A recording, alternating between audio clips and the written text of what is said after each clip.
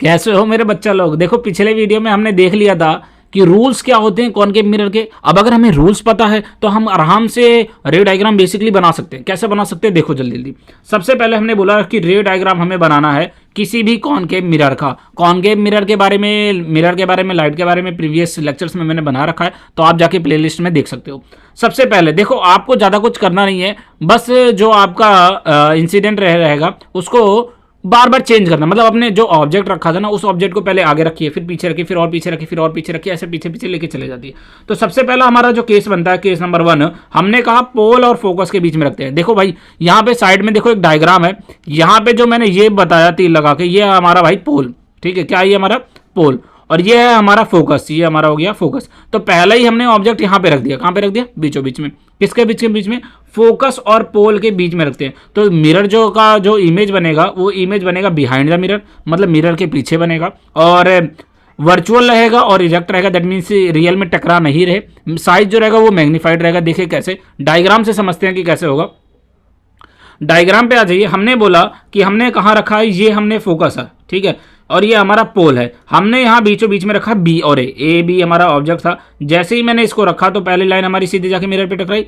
जब भी कोई इंसिडेंट रे मिरर पे टकराती है तो सीधे कहाँ से गुजरती है? फोकस से। तो पहली लाइन वाई फोकस से गुजार दो, गुजार दिया। दूसरी हमने ये कहा सेंटर ऑफ कर्वेचर से जा रही है, तो सेंटर ऑफ कर्वेचर से ही आएगी। तो सेंटर ऑफ कर्वेचर से गई और सेंटर ऑफ कर्वेचर से आ गई।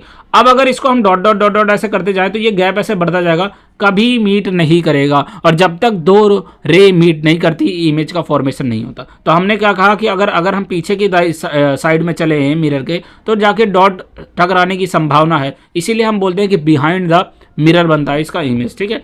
सेकंड पार्ट में देखिए, सेकंड पार्ट में कह रहा है इस बार हमने जो हमारा ऑब्जेक्ट था उसको हमने रखा फोकस पे।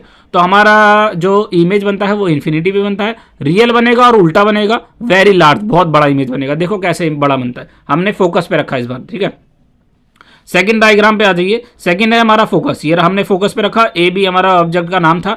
जैसे ही हमने पहली लाइन गुजारी, ये पहली लाइन गई, तो ये फिर से किस पे जा रही है? पैरेलल लाइन पे जा रही है। किसके? प्रिंसिपल एक्सिस के पैरेलल जा रही है। जब भी प्रिंसिपल एक्सिस के पैरेलल आएगी, आंख बंद करके बस तुम घुमा दो, कहां से? फोकस से गुजार दो। जैसे ही हमने फोकस से घुमारा, ये पहली लाइन हो गई। दूसरी हमने कहा सेंटर ऑफ कर्वेचर से गई है, तो भाई सेंटर ऑफ कर्वेचर से वापस ही भी आएगी। अब इसका अगर हमने dot dot dot dot dot dot किया तो पीछे तो भाई कभी नहीं मिलने वाला। तो ये हमने मान किया चला कि ये कहाँ पे मिल रहा है? इनफाइनाइट पे मिल रहा है। तो हमने कहा कि जो इसका इमेज फॉर्मेशन होगा वो होगा इनफाइनाइट पे। और अगर इनफाइनाइट पे हो रहा है तो जो इसकी साइज रहेगी, साइज हमारा वेरी लार्ज हो जाएगा, बहुत बड़ा।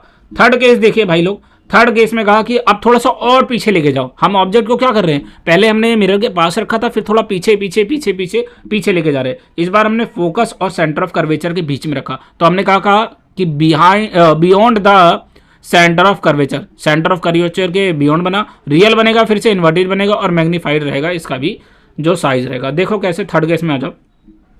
ये रहा हमारा सेंटर ऑफ कर्वेचर भाई लोग, और ये रहा हमारा फोकस, ठीक है। अब हमने कहा इसके बीच में हमने रखा ए और बी, ए और बी के बीच में रखा। तो फिर से पहली लाइन जो हमारी रहेगी वो कैसी रहेगी? पैरेलल रहेगी। अगर पैरेलल आएगी तो फोकस से गुजार दो, आंख बंद करके ये वाला केस तो कर दिया करो, सीधे फोकस से गुजार दो। दूसरी लाइन हमने बोला कि मान के चलिए सीधे फोकस से जा रही है, तो कोई भी रे अगर फोकस से जाके मिरर पे टकराती है तो पैरेलल प्रिंसिपल एक्सिस के वापस मुड़ जाती है। तो वापस मोड़ा तो हमने देखा कि यहाँ पे दोनों के दोनों लाइन मीट हुए, ये रहा हमारा मीटिंग पॉइंट। यहाँ पे दोनों टकराए तो हमारी इमेज यहाँ पे बनेगी। तो ये बोला हमने इमेज बना। अब देखो ऊपर नहीं बनना, नीचे बनना है, नीचे बनना है, इस मीन्स कि ये उल्टा बनेगा, ठीक है। थर्ड केस में आ जाओ। थर्ड केस में और थोड़ा सा दूर रखा हमने। थर्ड केस में सॉरी फोर्थ केस है, फोर्थ केस में और थोड़ा सा दूर रखा, मतलब इस बार सेंटर ऑफ कर्वेचर पे। इमेज भी हमारा सेंटर ऑफ कर्वेचर पे बनेगा, सेम चीज रियल और इन्वर्टेड रहेगा, लेकिन ऑब्जेक्ट के बिल्कुल सेम टू सेम बनेगा। देखो कैसे बन रहा है। हमने बोला कि कैसे बनता है, ये आ जाओ, सिंपल सीधी बात। यहाँ पे हमने बोला कि ये रहा इस बार हमारा ए बी, ये हमारा ऑब्जेक्ट है। इस बार फिर से पैरेलल जा रही है, और अगर पैरेलल जाती है कोई भी तो कहाँ से गुजरती है? सीधे इसको फोकस से गुजार दो भाई, फोकस से गुजार दिया। दूसरी लाइन फिर से हमारा फोकस से जा रही है, और फोकस से जा रही है तो पैरेलल गुजार दो, दोनों में अपोजिट रख दो। यहाँ हमने देखा कि टकरा गया, टकराने का मतलब है इमेज फॉर्मेशन हो गया। तो इमेज फॉर्मेशन कहाँ पे हुआ? एट सी। और उल्टा बन रहा है तो रियल एंड इन्वर्टेड।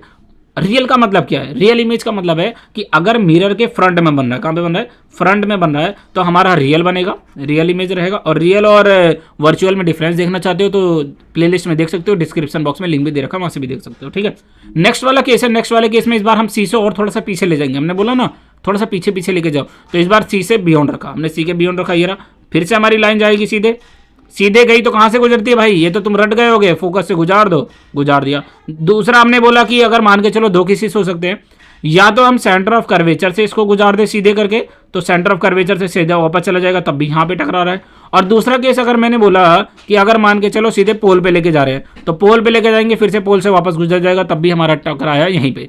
तो जब भी बियॉन्ड द सी रखेंगे तो हमारा जो इमेज फॉर्मेशन है वो सी एंड एफ के बीच में होगा, ठीक है, सी और एफ के बीच में होगा। रियल और इन्वर्टेड रहेगा क्योंकि नीचे है तो इन्वर्टेड हुआ, और इमेज के सामने बन रहा है तो हमारा क्या हो गया, रियल हो गया। लास्ट केस देखते हैं जो कि हमारा 6th केस है। इस बार हमने ऑब्जेक्ट को और ज्यादा दूर रख दिया। ऑब्जेक्ट को और ज्यादा दूर रखने का मतलब जानते हो आप, कि इस बार हमने इन्फिनिटी पे रख दिया भाई लोग। अब इन्फिनिटी पे रखेंगे तो एक लाइन मान के चलो ऐसे गई पैरेलल, अब प्रिंसिपल एक्सिस के पैरेलल है तो आंख बंद करके फिर से कहां से गुजार दो, फोकस से भाई, फोकस से गुजार दिया। दूसरी वाली लाइन ऐसे नीचे से गई और ये भी कहां से गई, फोकस से गुजार दिया, तो टकराया कहां पे, फोकस पे। तो आपने देखा कि इसका जो इमेज है वो कहां पे बन रहा है, फोकस पे बन रहा है। और आपने देखा कि इस बार फ्रंट बन रहा है, फ्रंट इन सेंस कि रियल इमेज बनेगा, तो हमने रियल लिख लिया। और उसके बाद क्या लिख रहा है कि वहीं पे बन रहा है, तो पॉइंट साइज इमेज हो गया, ठीक है।